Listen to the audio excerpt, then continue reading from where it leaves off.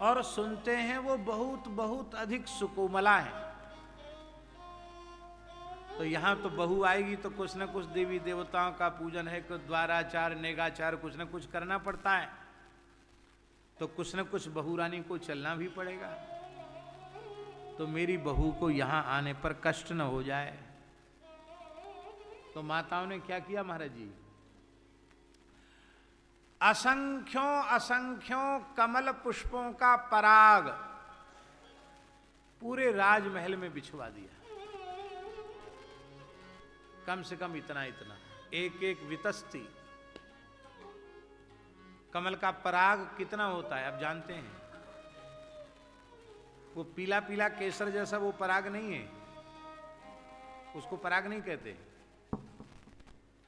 जब कमल पूरी तरह खिल जाता है तो उसके पंखुड़ी के नीचे की ओर एकदम चिकनी चिकनी सुगंधित एक रेत जैसी होती है, उसको पराग कहते हैं। हम लोग वाले काल में ठाकुर जी को कमलयुक्त चंदन भगवान के श्रीअंग में धराने के लिए कमल पुष्पों को ले आते, पूर्ण खिले हुए कमल पुष्पों को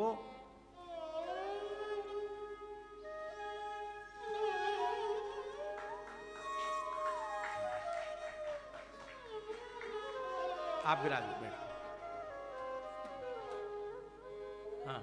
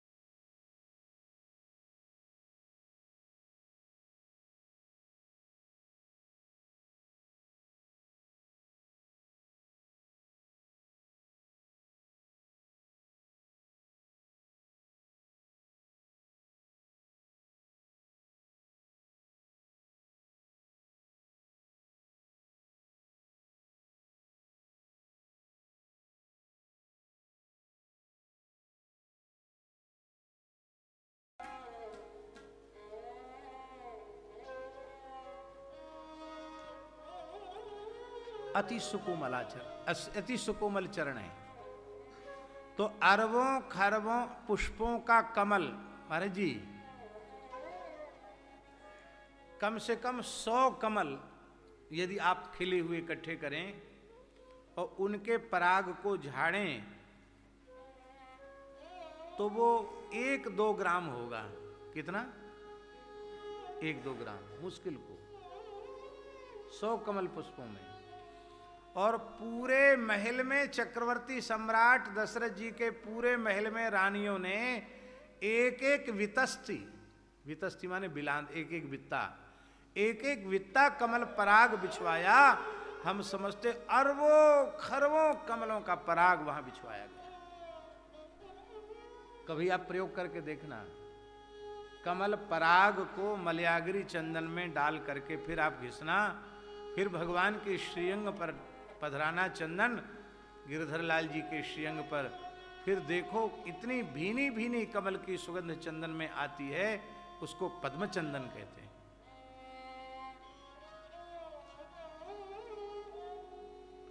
तुलसी काष्ठ से घिसे हुए चंदन को हरिचंदन कहते हैं। वो इतना दिव्य होता है। पूरे महल में बिछवा दिया गया असंख्यों असंख्यों कमलों का पराग। और श्री किशोरी जी जब डोली से नीचे उतरी तो अभी 2 पग चली ही थी, तब तक उनके अधर सूख गए, लाल लाल अधर सूख गए और बड़े बड़े नेत्र मुरझा गए।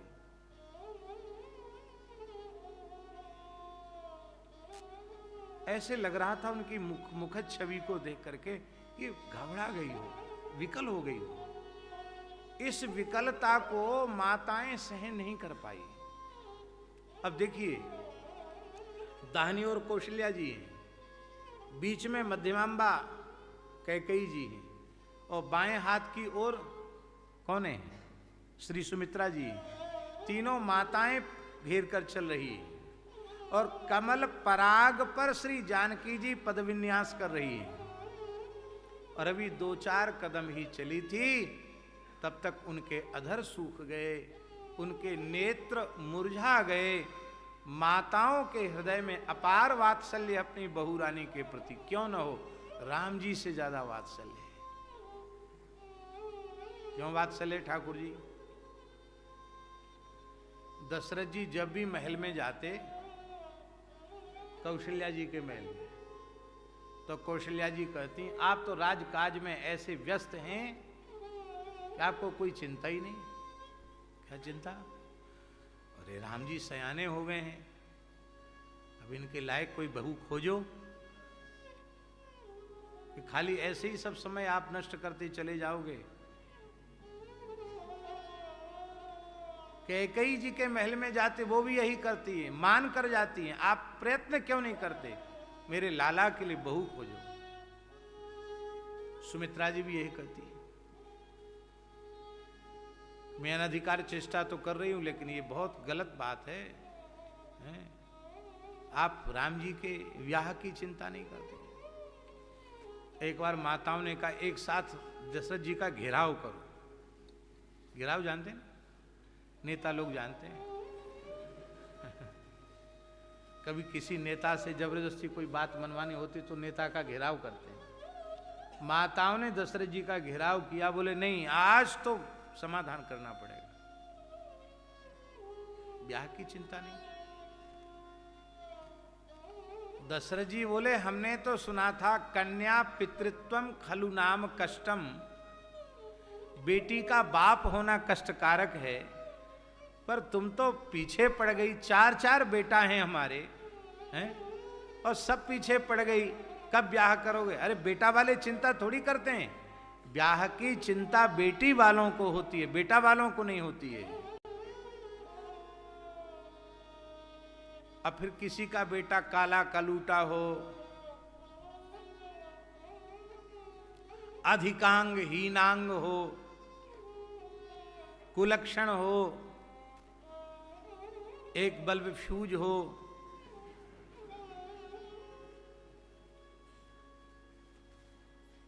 तब कोई चिंता करे कि भैया इसका ब्याह होगा कि नहीं होगा। राम जी तो क्या कहना, इतने सुंदराति सुंदर हैं, लोकाभिराम श्री राम हैं, उनके ब्याह की तुम्हें चिंता क्यों है? हमें समझ में नहीं आ रहा है। माताओं ने कहा, अब हम समझा ही देते हैं आपको। क्या? बोले राम जी ज्यादा सुंदर हैं, इसी बात की तो चिंता है, इनसे 18 नहीं, 19 नहीं, 21 से 21 बहू आनी चाहिए, जो हमारा लाला भी लट्टू हो जाए, बस देखता ही रह जाए, सब भूल जाए, ऐसी बहू आनी चाहिए। और यदि हमारे लाला से थोड़ी भी कमजोर बहू आई और लाल जी का मुखारविंद थोड़ा सा मलिन हुआ, तो हे चक्रवर्ती महाराज, हम आपके चरणों की शपथ लेकर कहती हैं, राम जी के मलिन मुख को हम नहीं देख पाएंगे, हमारे प्राण निकल जाएंगे। इसलिए खोजना शुरू करो, मनाओ देवी देवताओं को, पुरखों को, कि हमारे लाला के अनुरूप बहू मिल जाए। इसलिए चिंतयामास धर्मज्ञः महाराजः दशरथः। ठाकुर जी, वाल्मीकि का श्लोक। महाराजा दशरथः तेषां दारक्रियां प्रति चिंतयामास धर्मात्मा सोपाध्यायः पुरोहितः। इतनी गंभीर समस्या है कि इसका समाधान, बोले ये तो बात बहुत पते की बात कही है, बुलाओ गुरु जी को बुलाओ, उपाध्याय पुरोहित सबको, सोपाध्यायः पुरोहितः। पहले उपाध्याय शब्द आया, बाद में पुरोहित शब्द आया। सोपाध्यायः पुरोहितः, ज्ञान प्रदाता को उपाध्याय कहते हैं। उपाध्यायों के सहित श्री अथवा वशिष्ठ ही उपाध्याय है, शिक्षा वही देते हैं सबको। सोपाध्याय पुरोहिता। उसी समय विश्वामित्र बाबा आ गए। अभी चर्चा शुरू नहीं हो पाई थी, विश्वामित्र जी आ गए। राजद्वार पर विश्वामित्र जी दर्शन की प्रतीक्षा में खड़े।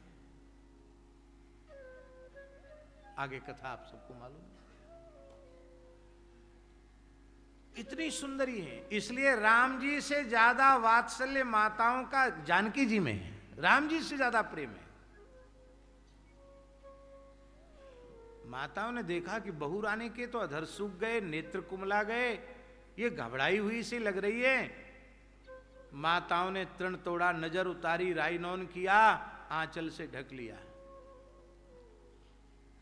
और बड़े लाड़ से पूछा,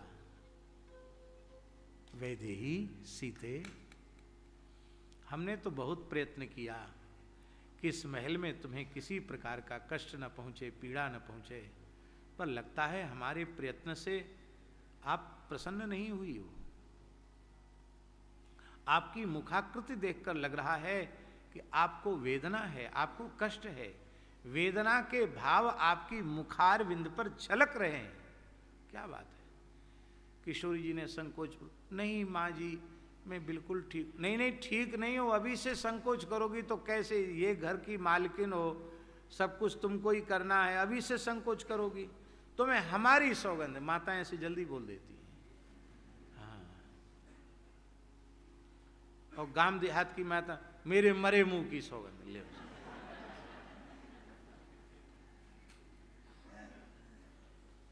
मेरी सौगंध है। तब श्री जानकी जी ने सकुचाते हुए कहा, मां क्षमा करें, ये कमल का पराग चरणों में चुभ रहा है, और ये जो आपके महल की दासियां घेर कर खड़ी हैं, इनके शरीर की गर्मी से, इनके नेत्रों के ताप से मेरा मुख कुम्हला रहा है। बोले अब किसी को बहू का दर्शन नहीं कराएंगे। हाँ, हो गए दर्शन, जिसको करने थे सो कर लिए, अब नहीं होंगे दर्शन। अब तो पलंग पीठ तजी गोद हिंडोरा, गोद में लेकर सब काम कराया है, चलाया नहीं बहू को। एक बार अयोध्या में संकट आ गया ठाकुर जी, एक बार अयोध्या में संकट आ गया। वो ग्रहजन्य संकट था। कोई दुष्ट ग्रह की दशा आई और उस दुष्ट ग्रहजन्य दशा की निवृत्ति के लिए वशिष्ठ जी ने एक अनुष्ठान बिठाया,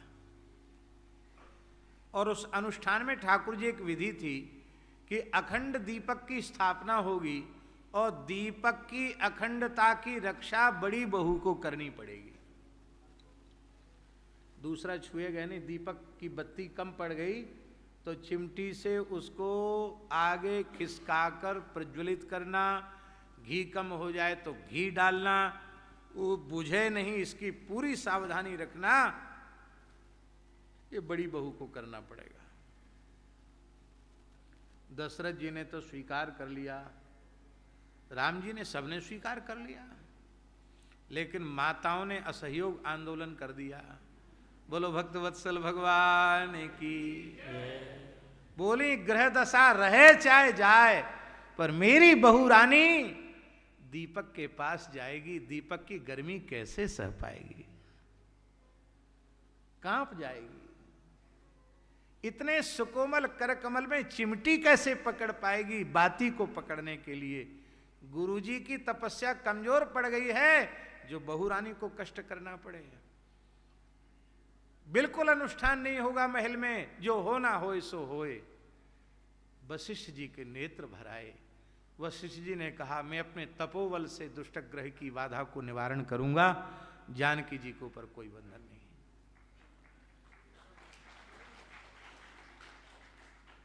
उन जानकी जी के चरण कमल इतने कोमल हैं, तो उनके कर कमल कितने कोमल होंगे? स्वाभाविक है ना, चरण से तो कर कोमल होते ही हैं। चरणों की अपेक्षा हाथ तो अधिक कोमल होते हैं। और उन हाथों से वे जब श्री रघुनाथ जी के चरण कमलों का संवाहन करती हैं तो उन्हें संकोच होता है कि कहीं इन चरणों में पीड़ा न पहुंच जाए। तो राम जी के चरण कितने कोमल होंगे। यहां मन वाणी बुद्धि इनकी कोई गति नहीं, इतने कोमल भगवान के चरण हैं। इसलिए आचार्य जी, हमारे आचार्यों ने अनुभव किया है, दाक्षिणात्य आचार्यों ने अनुभव किया है, चक्रपाणी जी, दाक्षिणात्य आचार्यों ने अनुभव किया है कि श्री जी अपने कर कमल से नारायण का पाद संवाहन नहीं करती है। ठाकुर जी उनके करकंज से जो अरुण वर्ण की कांति निकलती, उस कांति से संवाहन करती है। नीलमणि की कांति को विलज्जित करने वाले श्री नारायण के चरण और विद्रुम की कांति को विलज्जित करने वाले, कमल की कोमलता को लज्जित करने वाले श्री महालक्ष्मी के कर कमल, उन कमलों को भी, कमलों से भी छूने में संकोच करती हैं। जब अपने हाथ ऐसे करती हैं तो उनकी कांति निकलती है, उस कांति से स्पर्श करती है, फिर भी संकोच होता है। आप लोग कहेंगे इतने कोमल चरण। इसका उत्तर ठाकुर जी ब्रह्मा जी ने दिया है ब्रह्मस्तुति में। केवल उतनी ही पंक्ति हम बोलेंगे।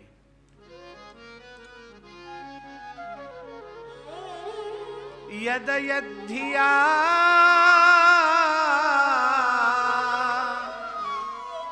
त उरुगाय विभावयन्ति।